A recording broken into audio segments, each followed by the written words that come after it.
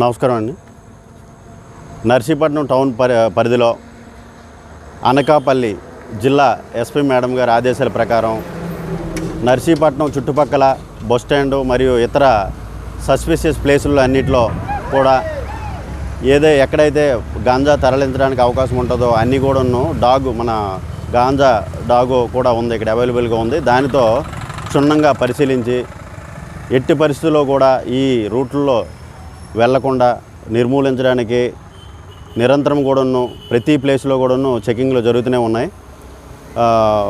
మా ఉన్నతాధికారులు ఆదేశాల ప్రకారం ప్రతిరోజు కూడా వివిధ ప్లేసుల్లో డైనమిక్ వెహికల్ చెకింగ్ చేస్తూ ఆ ప్రాంతంలో ప్రతి వాహనాన్ని కూడా క్షుణ్ణంగా పరిశీలించడం, అందులో ఎటువంటి గాంజా ఏమైనా తరలిస్తే వాళ్ళపైన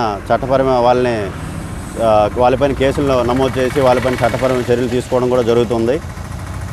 ఇంతకుముందే ఆల్రెడీ మా నర్సీపట్నం టౌన్ మరియు రూరల్ సర్కిల్ పరిధిలో అనేక ప్రదేశాలలో కూడా ఈ గాంజా డాగ్తో కూడాను చెక్ చేసి గాంజాను కూడా గుర్తించడం జరిగింది, వాళ్ళపైన కేసులు కూడా నమోదు చేయడం జరిగింది.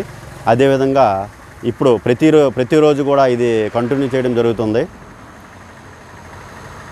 ముఖ్యంగా ఈ నర్సీపట్నం పరిసర ప్రాంతాలు ప్రజలకి చెప్పవలసింది ఏంటంటే, ముఖ్యంగా విద్యార్థులు ఎక్కువగా డబ్బులకి ప్రలోభాలకు గురై వాళ్ళు గాంజా తరలించడానికి వెళ్తూ అనేక కేసుల్లో ఇరుక్కుపోతున్నారు.